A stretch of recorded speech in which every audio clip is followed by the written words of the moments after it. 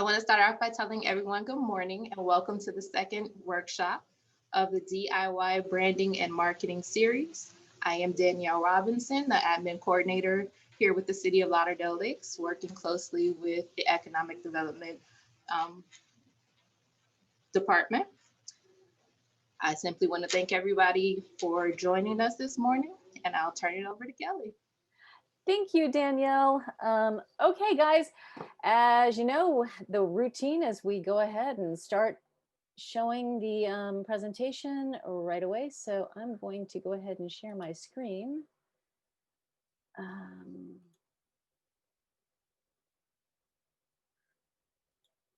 So just take a second.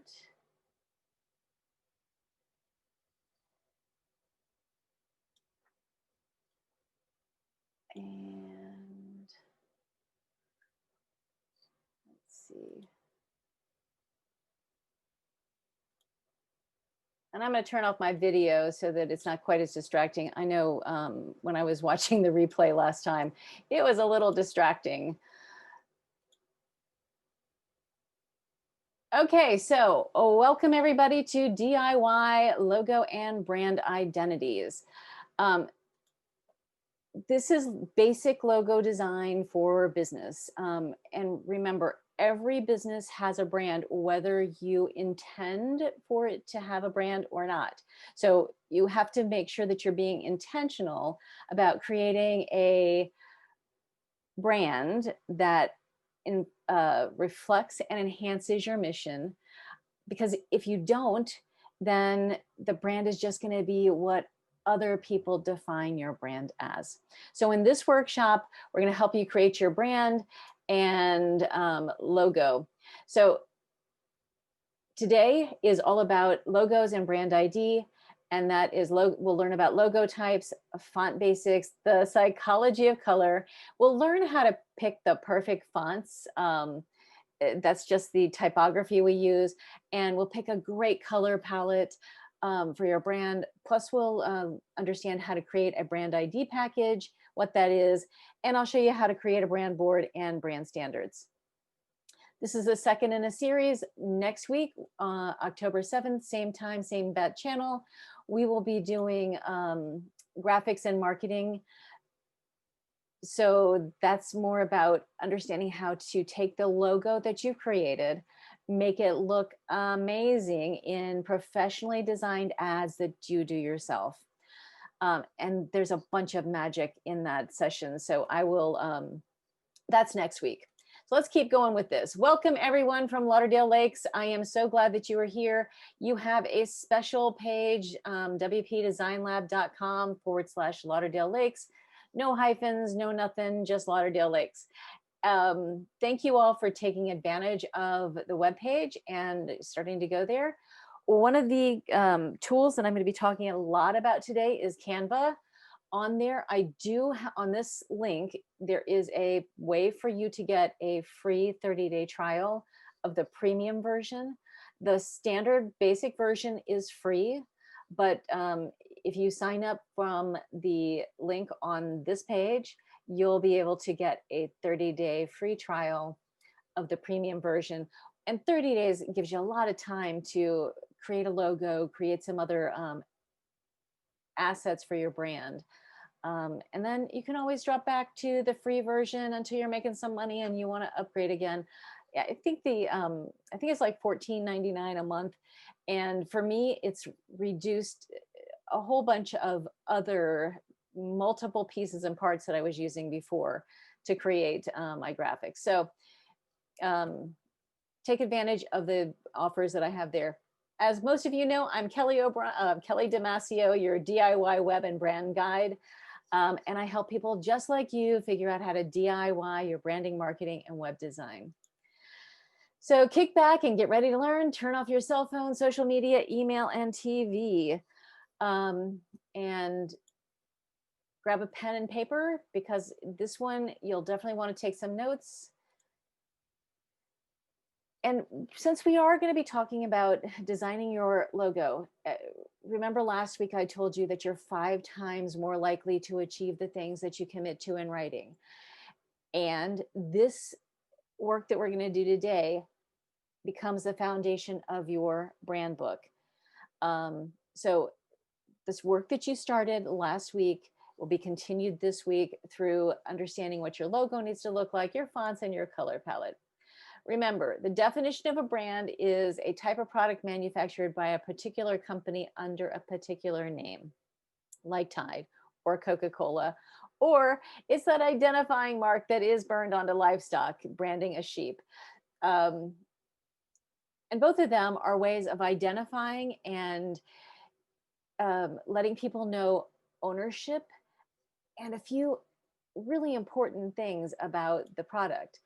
So again, I highly encourage you to take a look at creating a brand book. Even if you have a business that's been established for a while, it is really time for you to go back and revisit your thoughts and assumptions. We all evolve. You and your brand, your business evolves. So if you started something 2 years ago, you may have evolved from there. You may have thrown out things that that didn't work and added things that are now working better. And capturing that in writing will make it easier for you, especially if you are growing and you're starting to have things that really work. It'll make it easier for you to be able to bring in other people to help you out with your business. So if you need to hire a virtual assistant or you need to hire your a new graphic designer, it will make it super easy for you to say, here's what this brand is all about. Here are my fonts. Here are my color palettes. Here's the personality of the brand. Here's the character. Here are our ethics. And we do not ever violate our ethical notions. So this is a great place to capture all of that is in a brand book. Make sure that you're taking advantage of the templates on the website to get started with a brand book. So branding is everywhere, and every point of contact is your brand. And I mean that it is your brand. So if it's a label on product, if it is the people in your store, if it is the message on your website, every point of contact, every time that you interact with a customer, whether it's you, the product, or the people who are representing your product, it is your brand. And keeping that consistent, keeping it in character, keeping it in living up to its brand promise, which remember is something that you promise that you will deliver, and it's something that you have to have the will and desire to always deliver it. So let's talk about logos. 74% of consumers think that the look and feel of a logo can make or break a brand. And that means everything, not just the logo, but the colors you choose, everything about it says that it's important. And that's, so 3/4 of the people are saying this is really important. So it makes sense to get it right. 3 out of 5 wouldn't buy a brand or shop on a website if it had a bad design or old design. So if you're looking at your brand and it needs a little bit of refresh, that's okay. And it doesn't mean that you have to throw away everything. I'll show you in a minute logos and brands that have been established for 100 years or more, and they haven't really made significant changes. They've just made little tweaks. 50% of people are more likely to buy from a company who has a distinct and recognizable logo. So we all know that consumers like to buy brands that they're familiar with because they know, like, and trust them.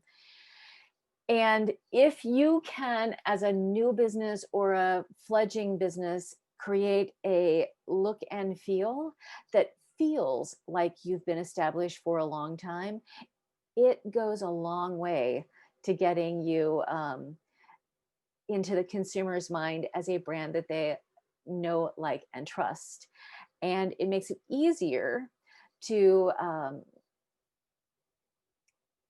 be memorable when you have a logo that is memorable. So what's the importance of logo design? 42% of consumers said that it tells them all about the brand's personality. It tells them whether they can trust the person, tells them what kind of people they expect to interact with. And this is that idea of making sure that your brand promise and brand experience flows through everything that your brand does. Every marketing piece, every color that you choose, the fonts that you choose, all of it needs to be consistent and deliver on that brand promise, because people are making decisions based on just how you look, on whether or not, how your brand looks, on whether or not they want to do business with you. They know nothing other than seeing your logo and maybe your product, but they're already 42% of them are saying, yeah, I may not stick around if I don't like this. 40% say that it tells them about the brand's quality. And another 40% tell us that it also helps them figure out what the product is.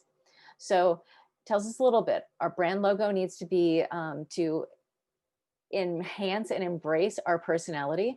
It has to talk about the quality and the position we take in the marketplace. And it should really reflect a little bit of something about our product. 3 in 10 people say that the logo is the first thing they notice when they visit a web page, when they look at a product, when they look at packaging. So again, kind of an important piece of your entire branding. And I thought this was an interesting number. 74% think that some logos are actually works of art. And when a logo is elevated to a works of art, that's a logo and a brand that people tend to have really, really positive experiences with, just visualizing them, just seeing them before even interacting with them. So propensity to buy goes way up when people think that a logo hasn't been elevated to art. And the best logos are meaningful. That doesn't mean they have to be fancy or expensive. They just have to mean something.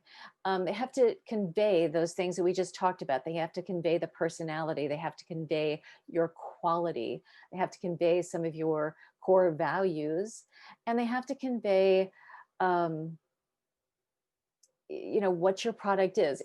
Ideally, it wraps all those things together in a very simple way. So let's take a look at the meaning behind some popular logos. Actually, let's step back a minute and talk about things that don't have to be expensive. So we're looking at 4 of the most recognizable logos in the actually in the US, but also the world. And I should have added the Apple logo up here because same thing applies. These are, I'm going to show you proof that you don't need to spend big dollars or hire expensive designers to get something that connects with the consumer, becomes memorable, and doesn't cost a ton.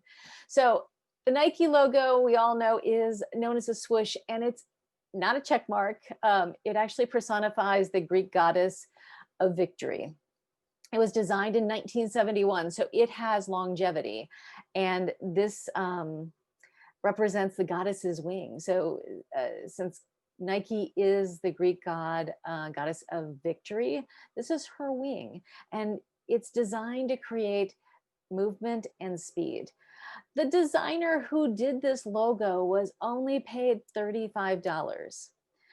Today, they no longer need for the brand name to be in the logo because the brand icon, the logo has become the brand. I mean, the icon has become the brand logo. Coca-Cola is another great example. The current logo is super close to what the original logos were. If you look at the top one right here, this is the original logo from 1886. And it is now the second most recognized symbol in the world. The number 1 symbol is the Red Cross, their cross. And this was actually, they didn't pay anything for it because it was designed by the founder's bookkeeper. So again, proves that it doesn't have to be fancy. And this is nothing more than just a wonderful script font treatment. And it stood the test of time. 1886 to now, 2020. Google. So Google's another one of those great stories where Sergey Brin, one of the co-founders, designed this in 1998. He used a really basic free graphics editing program of the time, which was called GIMP. And actually it's still around, but it really a very, very basic logo. And it has evolved over the years from the, kind of 3D version of it, but the primary idea has stayed the same.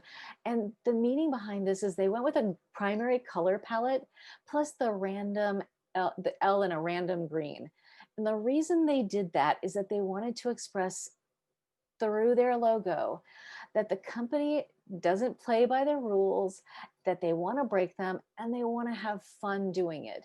And that's been extended into this whole idea of Google Doodles. I didn't check Google today to see what their doodle is right now, but it's fun and it's surprising. And since they're not always a new doodle, it's kind of like I like to go there just to see what they're celebrating today. What, is it Children's Day, or is it Teacher's Day, or is it have a happy birthday via Skype day? So then we move on to Twitter. So Coca-Cola and Google paid nothing for their initial logo. Just remember that when you're thinking about what it will take for you to be able to create your own brand and your own logo. Twitter's original price for the logo was $15. And it was just Twitter. It was just this word upon launch. It was nothing other than a word mark. And we're going to talk more about what that means in a second. The icon was added 4 years after the launch, which is part of the evolution of a brand.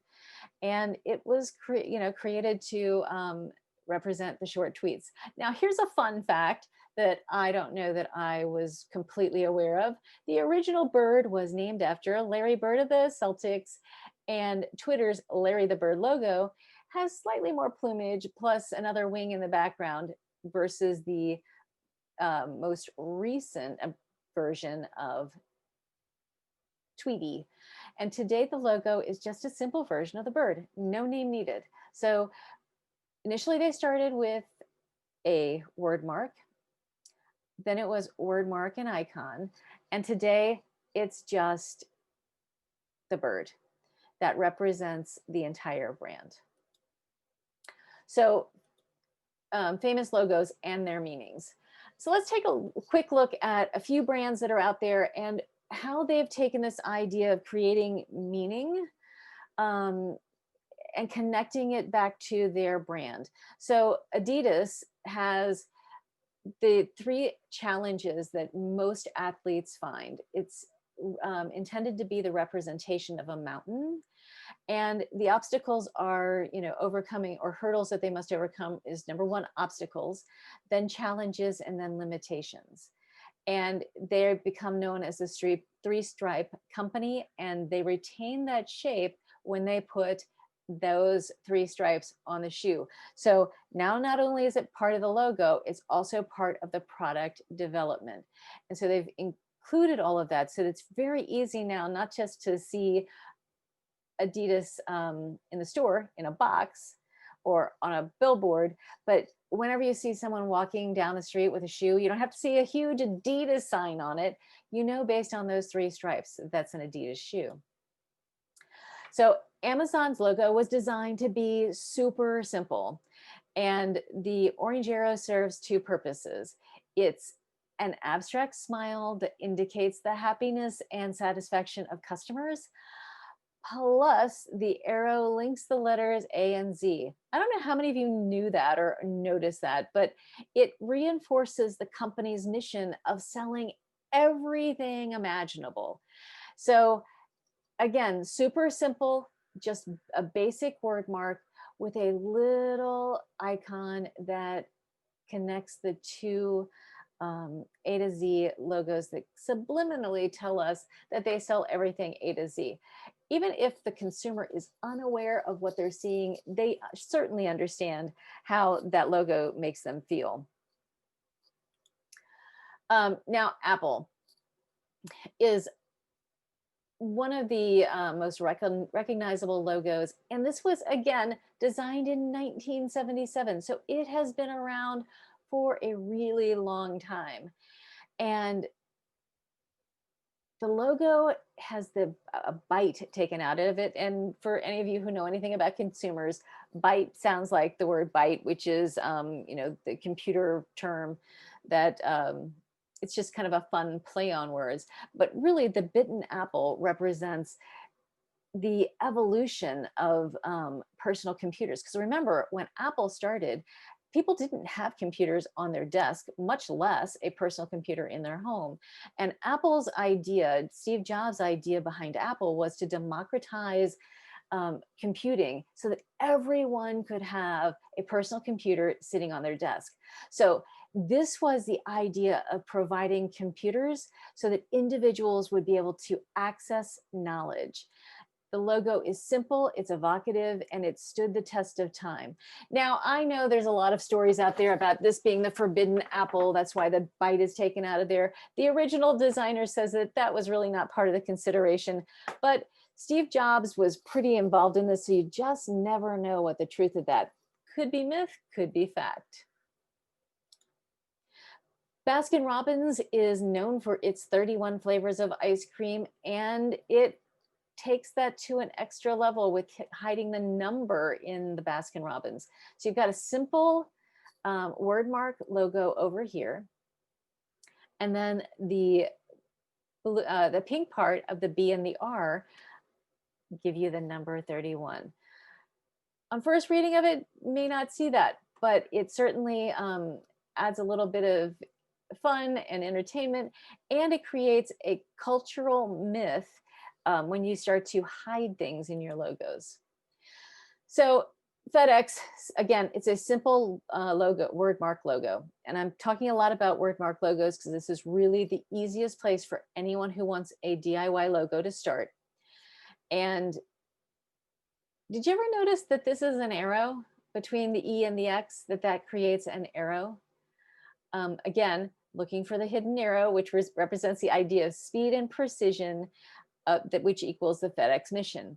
And then the two different colors that they use are the two different parts of their organization. LG is not a super old logo, but it's a fun logo because it might just look like a little icon next to the LG, but the L and the G are a stylized representation of a winking face. So it's fun, it adds a human element to the logo, and it's different, and it makes people stop and take a second look. And anytime you can get someone to take a second look, it makes you memorable. And then the logo for Starbucks. This is when I researched this one, I was kind of it was kind of impressive. So the logo inspiration came from a mariner's book from the 1500s. And that's because the founder wanted to capture the history of seafaring and the sea trade in his logo. So the designer came up with this idea of the two-tailed mermaid, and the mermaid is beckoning coffee lovers into the store. And this logo has had a few few changes over the years. There used to be a circle around here that said, something like coffee or Starbucks coffee. And today, again, because the logo has become so recognizable, they no longer need the words Starbucks. I don't know how many of you are a fan of Toblerone. I love the candy, but I think this is probably one of the more fun hidden messages. In this, there's a bear hidden up here in the mountains. And that's because this Toblerone was founded in Bern, Switzerland, which is known as the city of bears. And Toblerone also has a little bit of a honey flavor to their chocolate. So it's a unique nod with a subliminal hidden message to, and it's not really so subliminal, it's right there for anybody to see it, of the founding hometown and the honey, which is the favorite of bears. Okay, so we're going to talk about the 3 steps to creating the perfect logo. For now, your logo will evolve. Hopefully what you just saw is that evolution is a natural part of logo design, and it's okay to start somewhere today and evolve to that next step a year, 2 years, 3 years, maybe 4 years down the road. So 3 steps are: choose a logo type, pick a font, and then pick a color palette. That's just that simple. So the types of logos. Font logos or word marks are simply logos that rely primarily on a signature font and color combination. Icon logos are logos that primarily rely on icons or illustrations along with the signature color, signature font and color combination. So examples of word marks are Google and Coca-Cola. Letter marks are HBO or monograms, HBO and IBM. And then combination marks are really just word marks with a simple icon. This is the original look of Nike with the swoosh and Nike represented up above. If you notice, Nike has always been italicized, which is to denote the movement that takes place with, people in action, athletes moving. And then Walmart goes one step further. In addition to having an icon, they have also included, and still to this day include, their tagline. So their value proposition also lives in their logo. So that's the first one. The first one we wanted to talk about was word marks. And there's 3 different types of word marks, and that's just the word. You can create monograms or combining a word and a simple icon. The the second one is icon-based logos, and there are 4 of these. And this is the original Starbucks logo, which had Starbucks coffee on the outside of it. And that's a badge or emblem logo. Harley Davidson is created in a badge, which looks really cool on patches, and has turned into a standard for everything they do. The black, orange, and white of Harley Davidson runs through their stores, runs through their clothing line, and this logo has become emblematic of everything that they do. It gets put onto their clothing, it gets put onto their bikes. It runs through the entire organization. So one of the things you'll understand is that good logos inform every other decision that the company makes. So good thinking about your brand brings you to creating a good and meaningful logo. And then once you've got a logo with a font and color palette, that helps to inform everything else that you're going to do. And then we've got symbol logos, and we've already talked about Twitter and Apple. Abstract logos, examples of those would be the Pepsi logo and the Instagram logo. So here's a fun fact. This Pepsi logo, which looks a whole lot like the original logo that they started with 1 million years ago, they spent a small fortune, several $1,000,000, to recreate basically their old logo and reimagine it. But it doesn't have to be that expensive. And then there are companies who have mascots. And KFC, we all know the Colonel, and then Planters. Sometimes, I don't know, Mr. Peanut, we're not sure if he's coming back or not, but lots of different brands do represent themselves with mascots. These logos tend to be a lot more, except for these super simple symbol logos. Now, one thing I'm going to say about symbol logos is that because they don't have anything representing your brand name or your product, they're usually evolutionary. You usually get there after you've become established in a marketplace and are recognizable. But these types of logos tend to be more expensive to create because it requires more technical skill, design skill, to be able to create them, which is why I go back to word marks as being a great place to start. And if you really want to start thinking about that little icon, you can do that here. So a good logo is versatile, relevant, iconic, and it's memorable.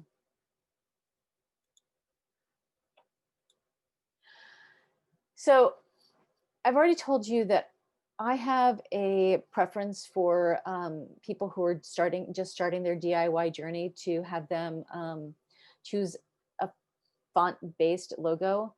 And the reason for that is that much easier to create an awesome looking DIY logo when you're only worrying about fonts. Custom logos, especially anything that requires illustration, like a badge or like um, a character, they can start costing lots of money. And while you're building your brand, a simple logo just might be too limiting. It might, if you're just starting out and don't exactly know where you're going, it may be too limiting. So I always suggest people start at the first place, which is a word mark, and then move on from there. Font-based logos look great on websites. They look great on all types of marketing materials. They're very easy to read, even if you're doing them on billboards or bus stops or anything like that. And if you want maximum flexibility and feel like you need to have something a little extra to show off the brand personality, then choose that combination logo and keep your logo icon super simple, with the idea that maybe over time that icon just may start to represent your brand. So a simple font-based logo can be created for about 20 free, but if you're doing DIY, it can be done free. Or you might go to a site like Fiverr, who will do basically a DIY version for you for about 20 bucks. Or you may spend $400 on some of the other sites. I've got a bunch of different resources at the Lauderdale Lakes page on WP Design Lab, so you can get some ideas about that. But also logos, and this is on the very simple end of logo design. If you go out and do any research on logos, you'll also find out that you can spend thousands and thousands of dollars. For the most part, if you're working with a big company, you're spending probably $10,000 at a minimum to discover your brand identity and create a logo. So think about all the money you're saving if you can do this yourself. So let's talk about designing your own logo. These are the things that you really need to be thinking about. You've already done what your brand personality is and what your brand promise is. So you want to make sure that the type of logo you choose and the font fits your brand and your brand promise. Then you need to decide if you're going to do the DIY logo or hire a designer. So the next question is, how much money do I have to spend on this logo? And if your answer is zero, then DIY is for you. And if you already have an idea, or let's say you have a couple $100 to spend, and you decide you're going to go to 99 Designs or Fiverr or one of those, and have someone create it for you. This is a great place if you already have an idea in your head of what you think that logo should look like. Draw it on a piece of paper, and then have an icon that is created that looks like your vision, or look for that icon in a variety of free places. And I'll send you, I'll actually post a link on WP Design Lab / Lauderdale Lakes with some ideas on where you might be able to find free icons that are safe to use. We'll talk about this in a minute, but you want to make sure that everything you use is either has a Creative Commons license that is open, that allows you to use it, that passes all user rights to you. You do not want to use anything that that you have not purchased and licensed legally, because you can get into just a whole bunch of trouble and spend a small fortune remedying that. So I'll send you to some places where you can get free open source Creative Commons logos, icons, fonts, and things like that. So then the next thing you need to think about is, how do you want that logo to make people feel? Think about the emotions that you already put on the page about, your brand's personality, and think about how that personality makes people feel. And that'll give you an idea of what your logo needs to look like. Then answer the question of, do you need an icon or not? If yes, then, like I said in the last slide, draw it out. If you've already got an idea about what that icon should look like, go ahead and draw it, or browse and create a mood board that'll help you figure out what's the right icon that will enhance your brand and make it memorable. And then here's kind of a tricky little thing. Consider what your competitors are doing. We call this modeling in marketing speak. And the reason for that is, if you're entering a market that is already saturated with other people doing things that you do, which 90% of us are, very few of us are inventing something that is brand new. You need to look at your competition to see what they're doing, because your goal is to make yourself unique, better, special than your competitor. So if you're wanting to model more directly what your competitor does, you may want to use similar colors to your competitors. But if you really want to stand out, and this is my belief is that you should do as much as you can to differentiate yourself from other people doing exactly what you do. Choose colors that have the same psychology, but be bolder, and try adding an attention grabbing icon, or add colors that are bolder in unique and different ways. Get a little crazy with the colors that you consider. Just because you're a lawyer or a banker or a plumber doesn't mean that you have to use blue and gray. You can show your personality, especially if you're a solopreneur. Connecting your brand to your personality and to your brand's personality, especially in today's world, and if you're using social media, will make you immediately recognizable and different from your competitors. So this resource will be up on the website for how to get help creating a logo. If we have time, probably don't have time at the end of this, but I'll quickly show you just before we get off the logo tool that Canva has. But all these links will be on the website, so you can go grab these. And then these are some places that you can get done for you logos. And at the end of the day, just be you, because your brand is going to be your brand. Your brand has lots of different personality traits, lots of different roles, lots of different things that it does. And you've got to be true to the brand as you're choosing your fonts, as you're choosing your logos. So now let's talk about fonts.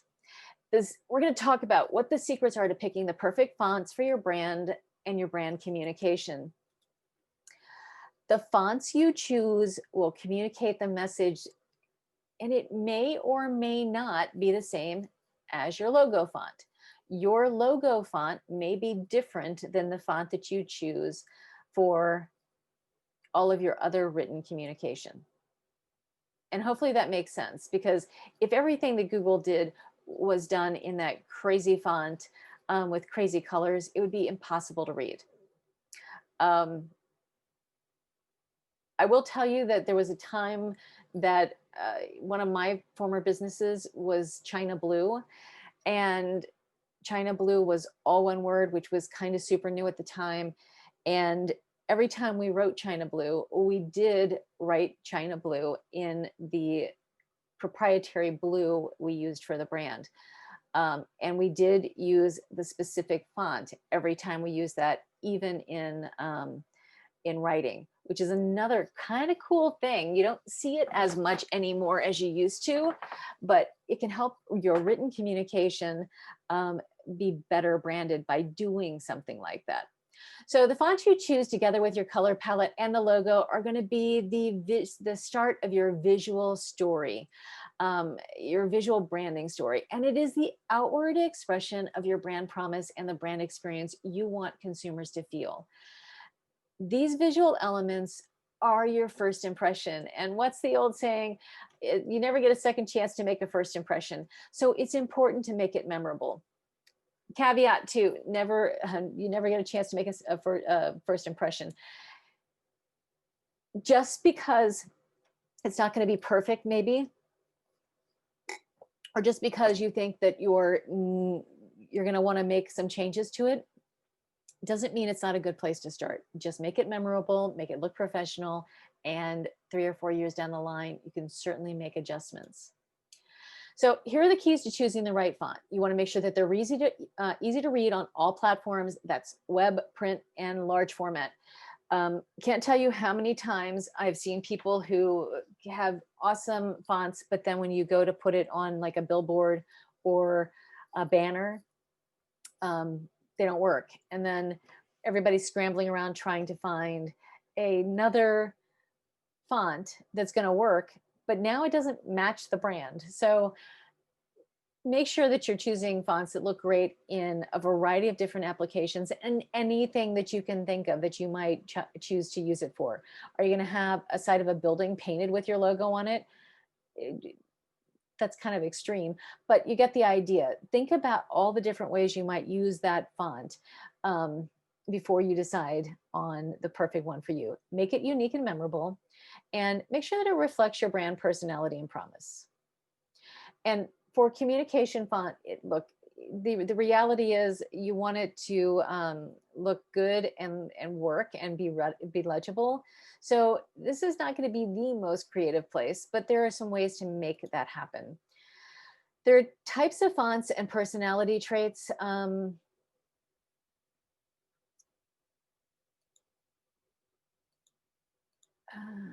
on a second.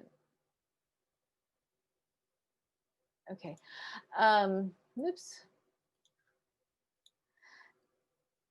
Types of fonts and personality traits. There are 6 basic types of fonts or styles.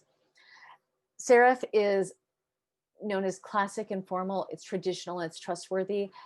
I'll tell you in a minute. I'll show you examples of what that actually means, but these are all, the looks of those. Sans serif is modern, minimalistic, friendly, clean. Banks use a lot of this. Hair salons a lot of times want to go more modern and minimalistic because it's clean and friendly.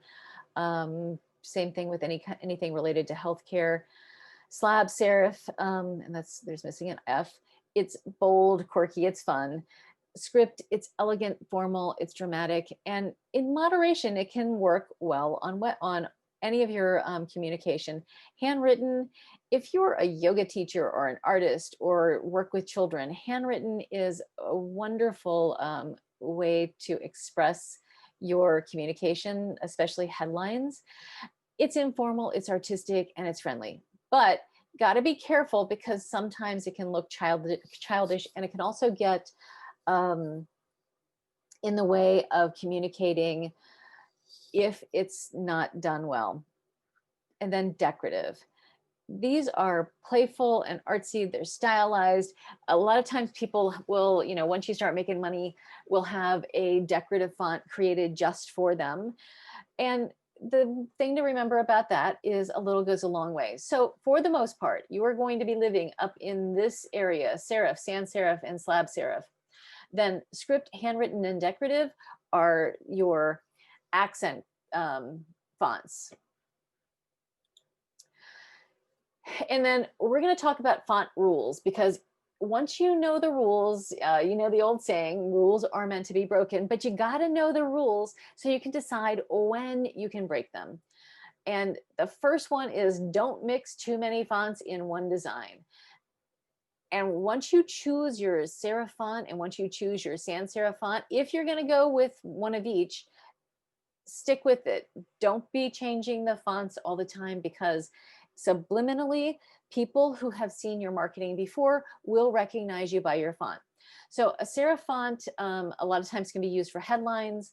This is also a place where, if you want, headlines can also be a place where you could use script or handwritten, but I highly recommend you either stick with a serif font for headlines, a sans serif font for body copy.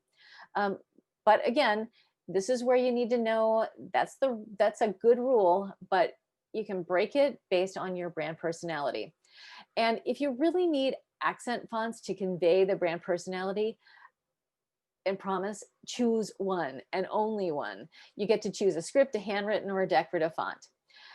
And I'm going to tell you here, I am not a fan of serif fonts. I don't use them very frequently. I most frequently use serif fonts, and I will use, a lot of times in my designs, I'm going to use a serif font that comes in lots of different weights, and I only use one font and then one of these decorative fonts. That's me. And it's a preference that I have, but from time to time, if I'm working with lawyers or bankers or other people like that, a serif font is absolutely critical, because it conveys that tradition and that knowledge.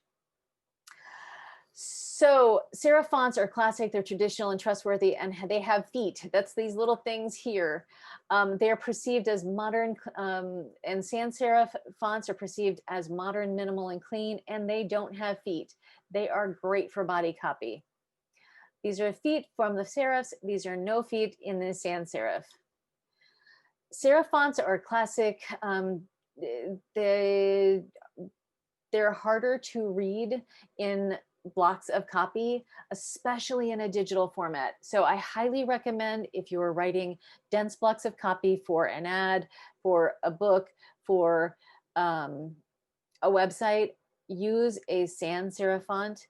Reserve your serif fonts for titles and in web design, your header tags.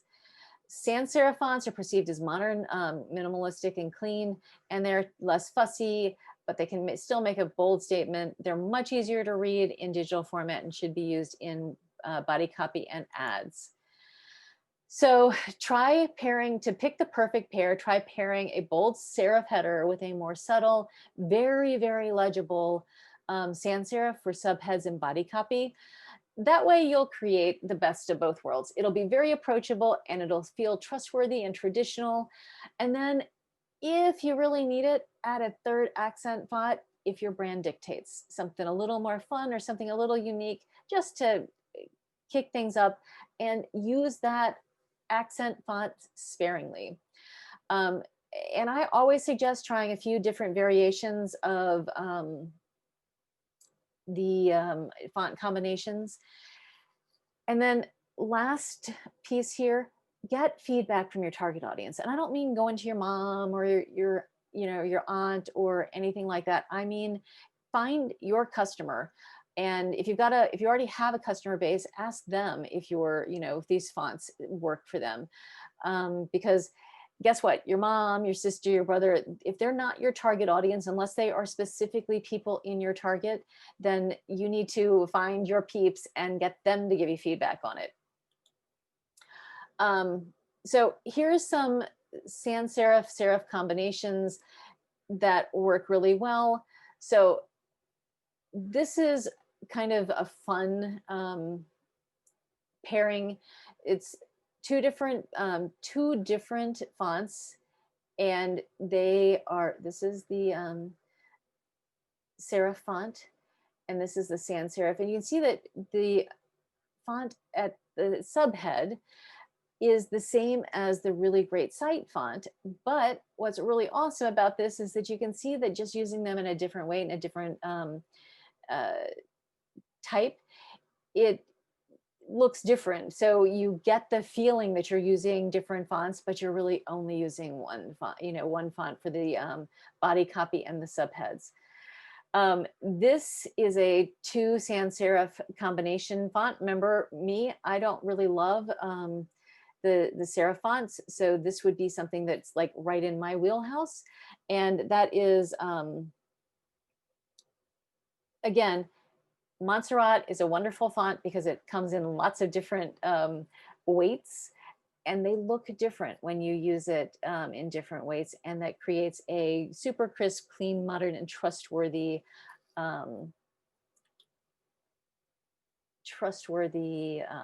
thing. Let's see what I've got going on here.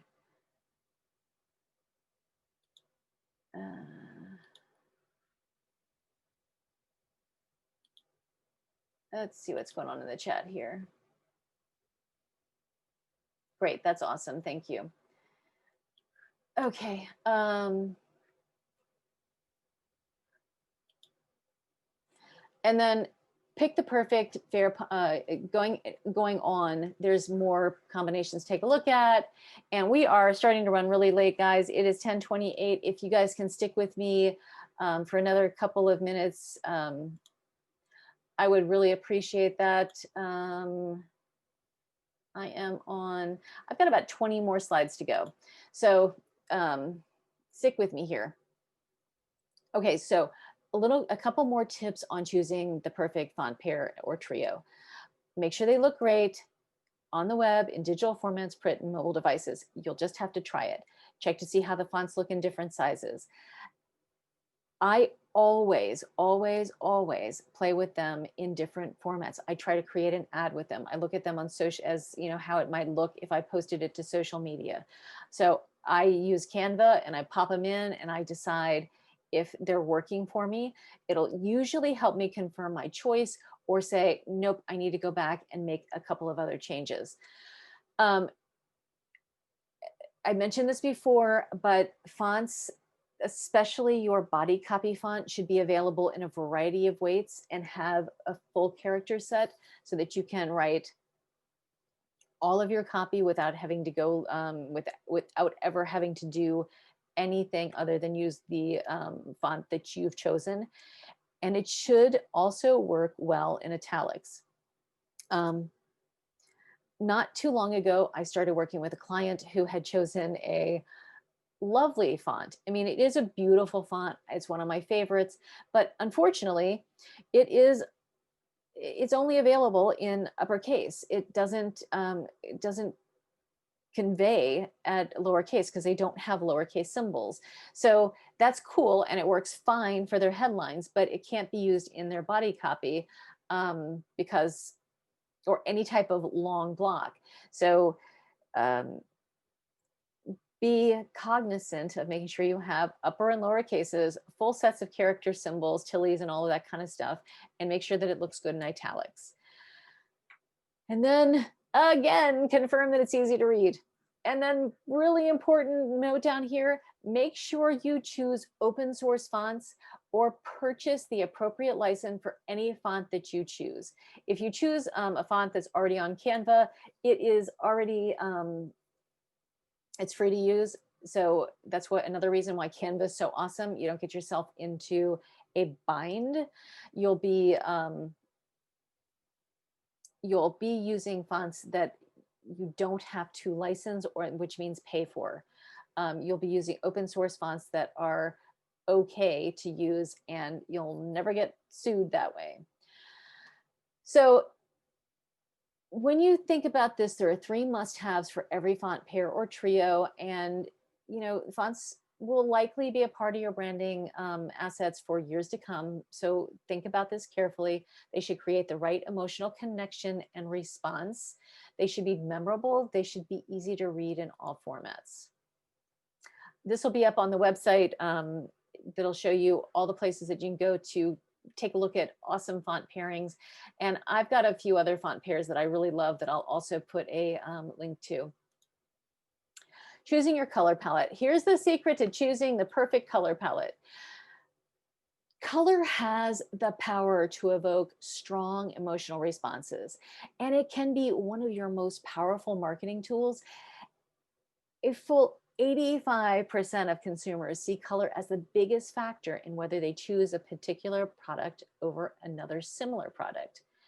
And 92% said that the visual appearance is the most persuasive marketing factor of all. So no matter what you've told them, if the colors are attractive and connect with them, that's what they're looking for. So you want to choose 3 colors and then an additional, up to an additional 2. So your first 3 colors are your primary color. That's what you're going to use 60% of the time.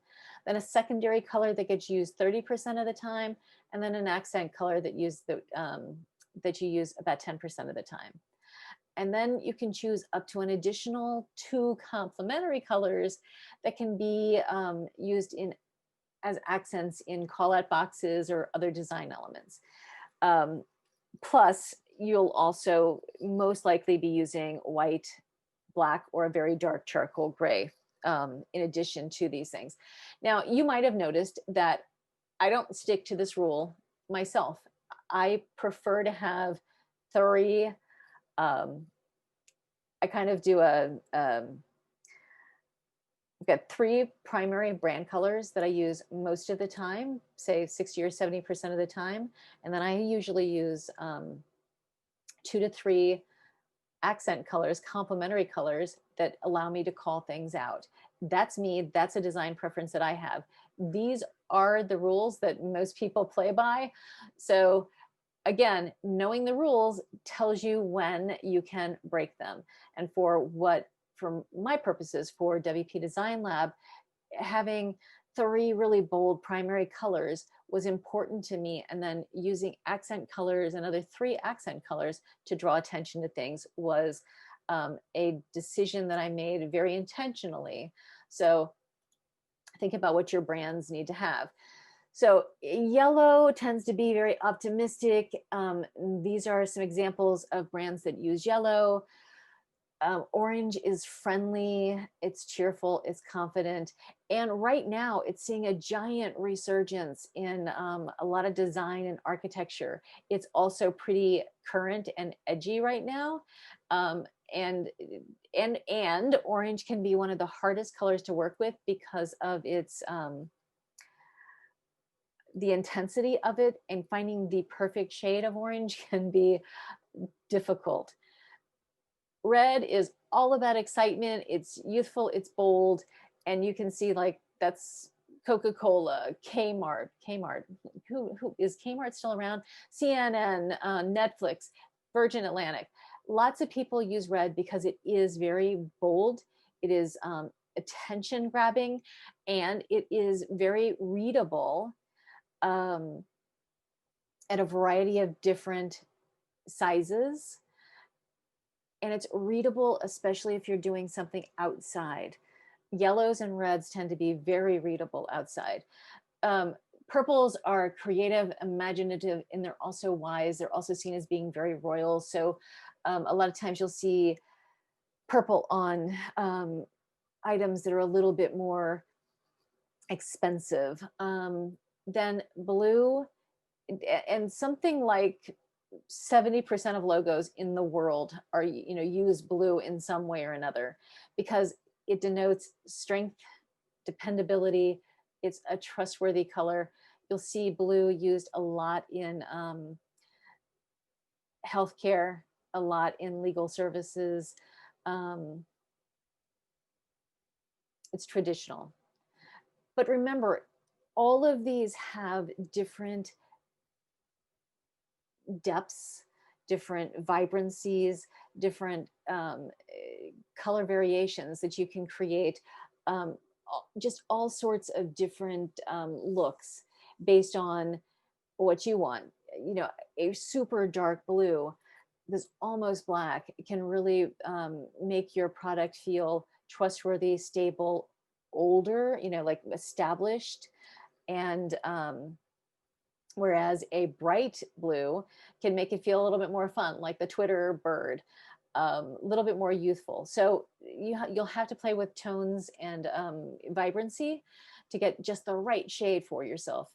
And then green is all about peaceful. It's about healthy. It's about growing. Right now, there's a ton of logos coming out because of the green space. So again, everything communicates. And then neutrals are, so white and blacks and grays tend to be calming. They tend to have a balance. These are great colors to kind of be your primary colors on if you're a spa or you're creating some type of holistic product. Black, whites, grays, kind of that balance, and then add a third accent color that is also subtle and sticks in that area of calmness. And typically that would be a green, blue, and maybe lighter purples.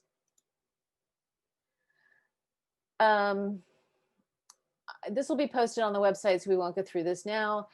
Here are some creative tips to choosing the perfect color palette. Be true to the brand. Using the exercises that you've completed in last week's session, the brand personality, brand promise, and brand experience, you want to make sure that the colors you're choosing create that philosophy, that they say to people exactly what you're all about. Use this, the psychology of color, because all colors evoke emotional responses, and these responses can be used to help attract consumers to your brand. And then experiment. Different colors impact consumers in different way, and even subtle shade variations create different reactions. Test 3 color palette options with your target audience and see which ones they respond to. Again, back to this whole idea of modeling. Look at your competitors, researching competitors. Look at the types of logos they use and the colors that they've incorporated. Then use this research to create that same feeling, but use colors or intensity or variations of a color to help set yourself apart from competition. So here's one of the things that I think is super helpful in creating a color palette for your brand. Create a collage or a mood board. So this is where you can like pretend like you're in kindergarten, go grab a bunch of magazines and clip images that feel like your brand. Go to the dollar store, buy a piece of poster board, and paste all of those images up on a board. For me, that's still the way I start. I always start with something physical, and I might even have my paint box out, or my colored pencils or colored pens, and I throw colors up and I play with different textures and everything in a board physically. But it's also okay to clip images from the web and create a virtual collage. Whatever you do, it'll give you kind of that sense of just what you're looking for, and you can start to see what colors fit, what colors don't fit, what patterns fit.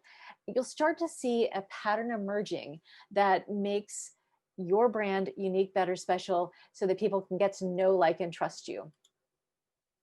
So make sure that you take the time to write this down. There's a homework sheet on the website, and you're going to write down what colors represent your brand personality and promise. And a hint, go back and take a look at what your avatar, your target audience, that person you created in the homework from last week, what were their favorite colors? Because that probably gives you a pretty good idea of where you need to start. Here are some resources. Again, these will be on the website to help you create the perfect color palette for your brand. And then once you've created the perfect color palette for your brand, make sure that you record these numbers. They'll have like a hex or an HTML number, and you need to know that for setting up colors on the website, or setting up colors on Canva to do any of your advertising or marketing, which we'll talk about next week. Next week's session, by the way, is going to be almost all very little lecture and almost all live, taking a look at creating a logo, creating a mood board, creating some visuals like flyers and ads. So but make sure that you capture all of these colors, because I can't tell you how many times I've seen someone go out, find the perfect colors, and then they don't. It's like they show me the picture like, oh, these are the perfect colors. And then we have to go searching around trying to find the hex or HTML numbers that correspond to them so that we can actually replicate that. So make sure you capture that. So to create your logo, create 3 logo concepts and get feedback from your target audience. Then choose the one that best represents your brand, personality, the promise of your brand, and the problem that you solve. And it might be that the primary font you chose earlier might be the perfect font to start your logo design. You can make that decision, but it doesn't have to be. A lot of times though, I will find that when someone falls in love with a font, a lot of times it is the perfect font for them to start their logo mark or their word mark. Here are brand boards that I use. So these are logos that I have used. This is an old evolution of mermaids and mojitos, but I've created my colors, everything's done. I've got a special font that works with the site. And then I create images that capture the feeling of my tagline, which is casual living with a coastal twist. And as I made some evolutions to the brand, I started playing around with different font pairings based off of my primary font, which is Montserrat. So this is just a way for you to create and capture the feel for your website. This is another mood board, brand board that gives you everything at a glance. These are the numbers that I'm talking about. So if I type that into a box, I will get this color every time. And it makes it really easy to create the perfect color and perfect design. So that concludes today's session. Make sure you go to the website. If you need help, I'm here, 754-225-2044. But make sure you visit the webpage. It'll have all these resources that we talked about up there. You are all still entitled to a one-on-one brand audit, or if you choose and are going to work on a logo, give me a holler. I'm happy to give you some feedback or some tips on how to get a logo that works perfectly for your brand. And this page has a bunch of different special offers. Remember, I told you that Canva I have a free 30-day upgrade to Canva Premium for anyone who goes to the website, clicks the link, and signs up. That should be more than enough time for you to get your logo done and get your initial assets created. And I highly recommend you do that before next session. You may want to do split screen with me so that you're actually designing along with me or following along in Canva. And because I do use Canva Professional, grab the upgraded version, because you're going to want to see it. I'm going to show you some amazing magic that is too cool to miss. So make sure you go there. Thank you. Again, I'm Kelly Damasio, and I am here to help. Next week is all about graphics and marketing. So we're going to take what we've learned in the branding basics and turn that into practical, real world solutions for marketing your business. We'll look at very quickly, we're going to look at some rules that are meant to be broken on pro ad design basics. Then we'll jump right in and we'll create some flyers, web graphics, social media, and we'll actually even create a logo. And then I'm going to show you some magic that happens by being able to remove a background and creating one design and then magically resizing it. So next week's session is going to be a lot of fun. And if you already download Canva, then you're going to be able to walk through it with me. So again, please go visit the website. The replay should be up in, usually it takes about an hour for it to finish processing. And then I've got to do a little bit of editing to it. So sometime this afternoon, the replay of this will be up. The replay from last week is up already. And I am here to help. So if there's anything I can do to help you, please call me. I may not answer my phone right away, but I do promise that I will get back to you as soon as possible. That concludes today's session. So let's get out of there. And there we go. Does anyone have any questions?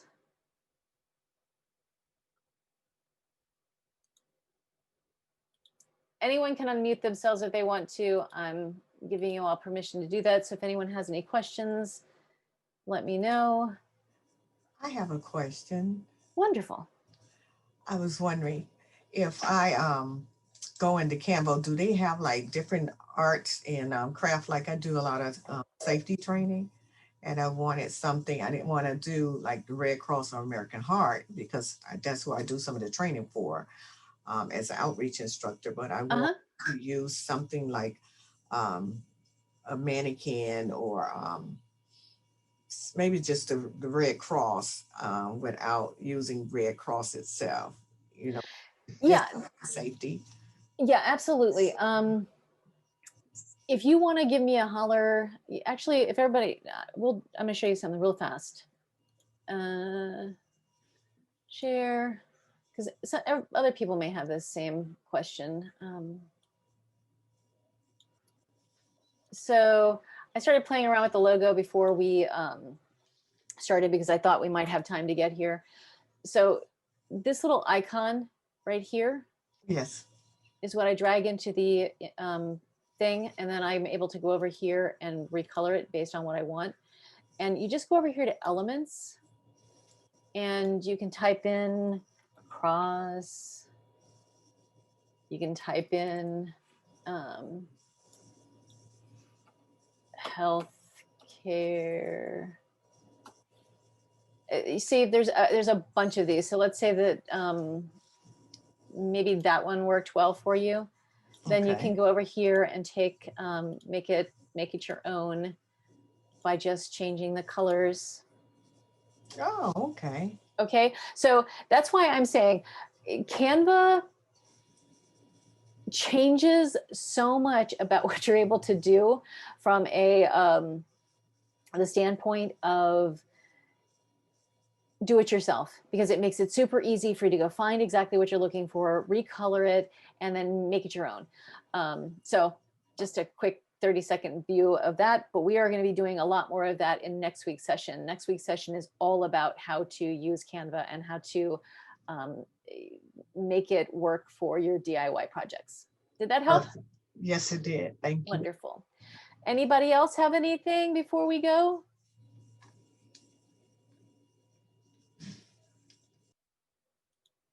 Let's just take a look here at the questions.